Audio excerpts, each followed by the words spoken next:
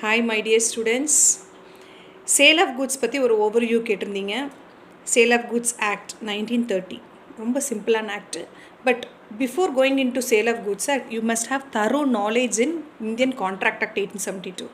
At least ஒரு basic concept உங்களுக்கு தெரிஞ்சிருந்தால் மட்டுமே இந்தியன் கான்ட்ராக்ட் ஆக்டில் ஈஸியாக வந்து நம்ம சேல் ஆஃப் குட்ஸ் வந்து நீங்கள் ஐடென்டிஃபை பண்ண முடியும்.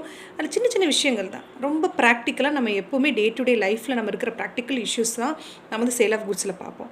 அசையா சொத்துக்கள் அப்படின்னா ட்ரான்ஸ்ஃபர் ஆஃப் ப்ராப்பர்ட்டி அது மாதிரியான ஆக்டுக்களை நம்ம பார்த்துருப்போம். இதில் வந்து அசையக்கூடிய சொத்துக்கள் அந்த குட்ஸ் அதாவது மூவபிள் ப்ராப்பர்ட்டிஸ்க்கு என்னென்னலாம் சட்டங்கள் இருக்கோ அதை தான் சேல் ஆஃப் குட்ஸில் பார்த்துருப்போம். நீங்கள் சேல் ஆஃப் குட்ஸ் பார்க்குறதுக்கு முன்னாடி இந்தியன் கான்ட்ராக்ட் ஆக்டில் ஆஃபர்னா என்ன, அக்ரிமெண்ட்னா என்ன, ஆஃபர் இன்விடேஷன் டு ஆஃபர்னா என்ன, what is contract, what is executive contract, what is a type of contract, what is a type of offer, இதெல்லாம் ஒன்ஸ் ஒரு ஓவர்வியூ வச்சுருந்தீங்கன்னா ரொம்ப ரொம்ப ஈஸியாக இருக்கும் உங்களுக்கு சேல் ஆஃப் குட்ஸ் படிக்கிறது. ஸோ சேல் ஆஃப் குட்ஸோட ஒரு ஒன் லைனில் ஒரு டெஃபினேஷன் உங்களுக்கு சொல்லணும் அப்படின்னா அவன் என்ன சொல்கிறான், இட் இஸ் அ கான்ட்ராக்ட். நீங்கள் தெளிவாக படிக்கணும். இது சேல் ஆஃப் குட்ஸ் பொறுத்த வரைக்கும் டெஃபினேஷன்ஸ் கொஞ்சம் தெளிவாக படிச்சிருங்க, ஏன்னா நிறைய விஷயங்கள் அதில் இருக்குது. இட் இஸ் அ கான்ட்ராக்ட்டுங்கிறான். அப்போ பேர்லேயே தெரிஞ்சிருச்சு sale of goods is nothing but a contract. கான்ட்ராக்டோட ப்ரொவிஷன்ஸ் எல்லாமே சேல் ஆஃப் குட்ஸ்க்கு அப்ளிகபிள் ஆகும். செக்ஷன் 10 எல்லாமே அப்ளிகபிள் ஆகும். It is a contract where seller transfer or agrees to transfer. யாருக்கு? To the buyer. அப்போது கண்டிப்பாக it is a contract, seller பையருக்கு ட்ரான்ஸ்ஃபர் பண்ணுறாங்க. ஃபார் அ ப்ரைஸ், கண்டிப்பாக ப்ரைஸ் இருக்கணும். In a particular period of time place an important role. So note பண்ணுங்கள், it is a contract, seller transfer ஆகிருக்கணும். Seller buyer and seller இருக்கணும், அந்த பொருள் transfer ஆகிருக்கணும். ஃபார் அ ப்ரைஸ், கன்சிடரேஷன் கண்டிப்பாக இருக்கணும். In a particular period of time. So time place an important role. இது ஒரு 5 விஷயம், ஒரு பேசிக் கான்செப்ட் ஒரு சேல் ஆஃப் குட்ஸுக்கு. அப்போ இன்னொரு வார்த்தை ரொம்ப முக்கியமாக கவனிச்சிங்களா, transfer or agrees to transfer. விற்கிறேன் இல்லை விற்கிறேன்னு சொன்னாலும் வரும் அப்படின்னு. அப்போ transfer or agrees to transfer. So present sale as well as future sale ரெண்டுமே வரும். இப்போ எக்ஸாம்பிள், எங்கிட்ட இந்த மொபைல் இருக்குது, நான் இந்த மொபைலை உங்களுக்கு நான் விற்கிறேன்னு சொல்கிறேன். It is a sale. எங்கள் தோட்டத்தில் நெல் அறுவடையில் ரெடியாக இருக்குது, அறுவடை பண்ணினதையும் உங்களுக்கு தரேன்னு சொல்கிறேன். That is agrees to sale. Transfer or agrees to transfer. ட்ரான்ஸ்ஃபர்னால் ப்ரெசன்ட் பொருள் இருக்குது, அந்த பொருள் நான் உங்களுக்கு கொடுக்குறேன். அக்ரீஸ் டு ட்ரான்ஸ்ஃபர்னால் இன்னும் அந்த பொருள் அசர்டைன் பண்ணல, அசர்டைன் பண்ணினதுக்கப்புறம் நான் உங்களுக்கு கொடுக்குறேன்.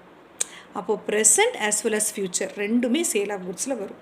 ஸோ அதுக்கு ஒரு டிஃப்ரென்ஸ் கூட படிப்பீங்க. ட்ரான்ஸ்ஃபருக்கும் அக்ரீஸ் டு ட்ரான்ஸ்ஃபருக்கும் இருக்கிற வித்தியாசம். ஸோ அதே கொஞ்சம் பார்த்துக்கோங்க. ஸோ சேல் ஆஃப் குட்ஸ்னால் என்னது, it is it deals only with the movable goods. ஆனால் ஆக்ஷனபிள் கிளைம் அண்ட் மணி இது மட்டும் வராது அப்படின்னு படிச்சிருப்பீங்க. Accept actionable claim and money, மற்றது எல்லாமே கிராஸு, எலக்ட்ரிசிட்டி எல்லாமே, எஃப்டி எல்லாமே வரும் அப்படின்னு படித்திருப்பீங்க. ஸோ அசையக்கூடிய சொத்துக்கள் எல்லாமே சேல் ஆஃப் குட்ஸில் வரும். ஆனால் மணிங்கிறது கரண்ட்டில் இருக்கிற புழக்கத்தில் இருக்கிற கரன்சி காயின்ஸ் மட்டும்தான் இன்க்ளூட் ஆகுமே தவிர ஓல்டு காயின்ஸ், ரேர் காயின்ஸ் அதெல்லாம் மணி டெஃபினேஷனில் வராதுன்ட்டான். அப்போ என்ன சொல்கிறான், சேல் ஆஃப் குட்ஸில் கூட்ஸோட டெஃபினேஷன் ரொம்ப முக்கியம். ஸோ கூட்ஸோட டெஃபினேஷன், டெலிவரியோட டெஃபினேஷன், ட்ரான்ஸ்ஃபரோட டெஃபினேஷன் இதெல்லாமே ரொம்ப நல்லா பார்த்துக்கோங்க. இதெல்லாம் கண்டிப்பாக கேட்பாங்க இன் தி சென்ஸ் கண்டிப்பாக இது வந்து எக்ஸாம் பாயிண்ட் ஆஃப் வியூ இல்லாட்டியுமே ஜஸ்ட்டு தெரிஞ்சிட்டிங்கன்னா தான் அடுத்து ஃபர்தராக ப்ரொசீட் பண்ண முடியும். அப்புறம் என்ன சொல்கிறான், பொறுமையாக படித்து பாருங்கள். அப்புறம் என்ன சொல்கிறான், so it is a contract where seller transfer agrees to transfer to the buyer for a price in a particular period of டைம்னு சொல்லிட்டான்.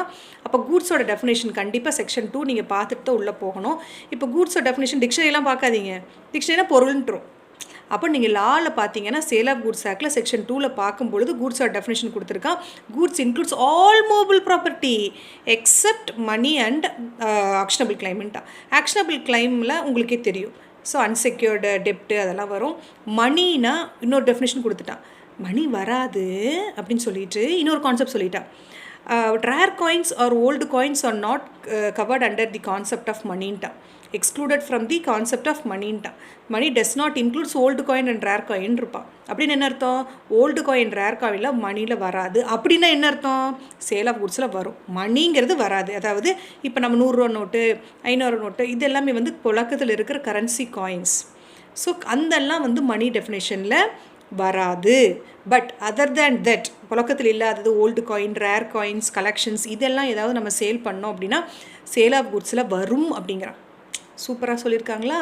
ஸோ இது ஒரு கான்செப்ட். அப்போது வாட் இஸ் டெலிவரின்னு கேட்பான். கண்டிப்பாக டெலிவரி இருக்கும். நான் என்ன சொன்னேன்? இட் இஸ் அ கான்ட்ராக்ட்டுன்ட்டேன். அப்போ என்ன சொல்லியிருக்கேன்? கான்ட்ராக்ட்டுன்னு பார்க்குறக்கு முன்னாடி நீங்கள் கான்ட்ராக்டில் இருக்கிறது எல்லாமே படிச்சுக்கோங்கன்னு சொன்னேன். அப்போ ஆஃபர்னா என்ன, அக்செப்டன்ஸ்னா என்ன, அக்ரிமெண்ட்னா என்ன, கான்ட்ராக்ட்னா என்ன, ஆஃபர்னா என்ன, இன்விடேஷன் டு ஆஃபர் எல்லாம் ஒன்ஸ் படிச்சிருப்பீங்க. It is a contract. அப்போ எசென்ஷியல் எலிமெண்ட்ஸ் எல்லாமே படிச்சிருப்பீங்க. அது எல்லாமே இங்கே அப்ளிகபிள் ஆகும். ஏன்னா இட் இஸ் அ கான்ட்ராக்ட்டுன்ட்டான். வேறு seller transfer agrees to transfer. அப்போ பையர் அண்ட் செல்லர் இருக்கணும். கண்டிப்பாக ட்ரான்ஸ்ஃபர் பண்ணியிருக்கணும். ட்ரான்ஸ்ஃபர் டெலிவரி ஆகிருக்கணும் goods. Sale or agrees to sell, transfer or agrees to transfer அப்படின்னா விற்கிறேன்னு சொல்கிறேன். அதாவது present as well as future ரெண்டுமே வரும்னு நான் சொல்லியிருக்கிறேன். நெக்ஸ்ட் என்னப்பா வரும்? Price, consideration place an important role. அது உங்களுக்கே தெரியும். கன்சிடரேஷன் இல்லைன்னா எதுவுமே இல்லை.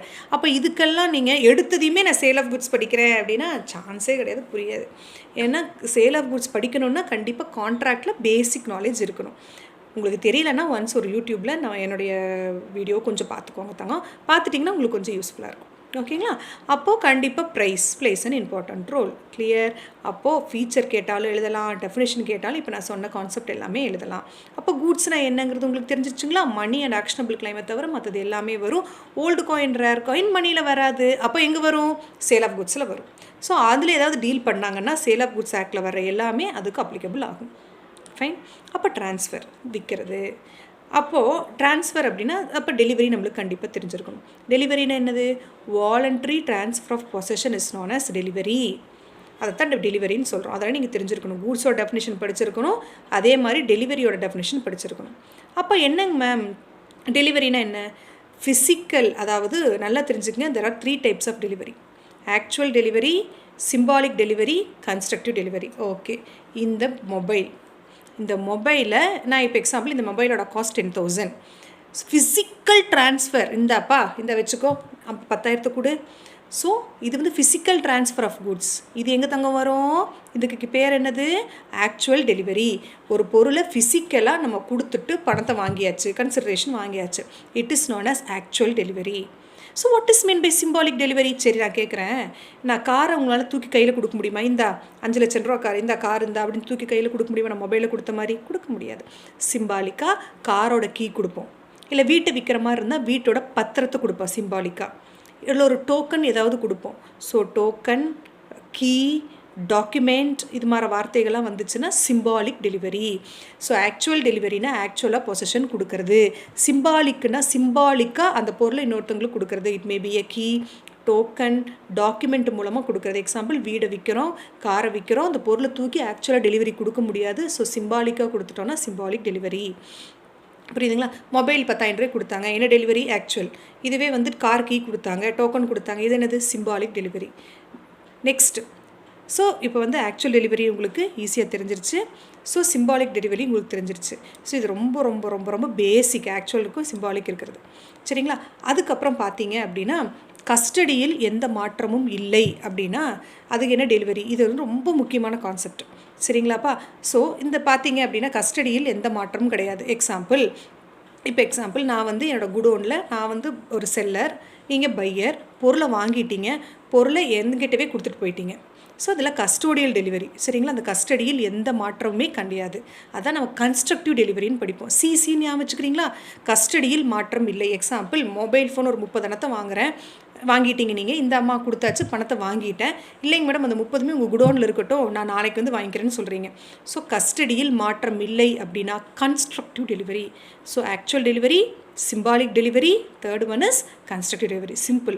ஆனால் சில புக்ஸில் சில ஆத்தர் வந்து இன்னொன்று கொடுத்துருப்பாங்க, ஃபார்வர்ட் டெலிவரி, ஃப்யூச்சர் டெலிவரின்னு கொடுத்துருப்பாங்க. எக்ஸாம்பிள் ஒன்றும் கிடையாது. அமேசான், ஃப்ளிப்கார்ட்டில் ஆர்டர் பண்ணுறீங்க இல்லையா? பணம் கொடுத்ததுக்கப்புறம் பொருள் வரும், பொருள் வந்ததுக்கப்புறம் பணம் கொடுப்போம்.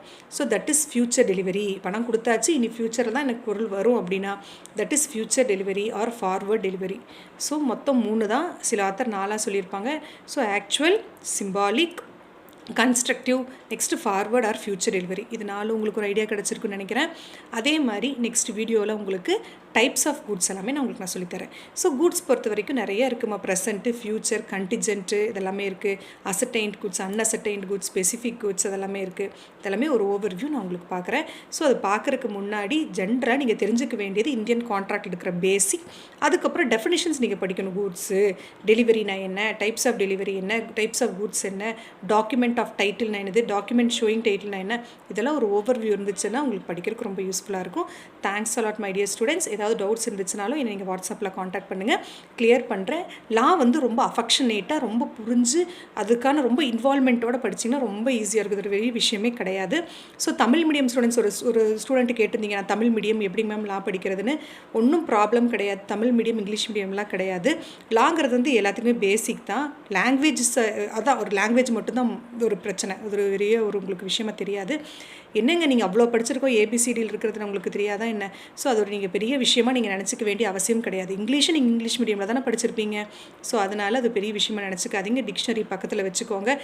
தமிழ் ஆத்தர் எழுதுறது இங்கிலீஷ் ஆத்தர் எழுதுறது வச்சுட்டு ஒரு ஒன்றா பார்த்துக்கோங்க. அது ஒரு பெரிய விஷயம் கிடையாது. நீங்கள் நெகட்டிவாக நினைக்க வேண்டாம். Okay, all the best. Doubts ஏதாவது இருந்துச்சுனாலும் நீங்கள் எனக்கு காண்டாக்ட் பண்ணுங்கள் வாட்ஸ்அப்பில். கண்டிப்பாக நான் உங்களுக்கு தேவையானது பண்ணுறேன். இதுக்கு நெக்ஸ்ட் வீடியோவில் பார்த்துட்டோம்னா உங்களுக்கு குட்ஸை பற்றி, types of goods, essentials, document of title, showing title, price எப்படி ஃபிக்ஸ் பண்ணுறது, ப்ராப்பர்ட்டி எப்படி ட்ரான்ஸ்ஃபர் ஆகும், risk passes with ownership, nemo dat quod non ஹேபிட்டட்னா என்ன. ஸோ இதெல்லாம் நம்ம பின்னாடி வீடியோவில் பார்ப்போம். வேறு ஏதாவது தேவைப்பட்டுச்சுனாலும் எனக்கு காண்டாக்ட் பண்ணுங்கள், கண்டிப்பாக ஹெல்ப் பண்ணுறேன். தேங்க்யூ.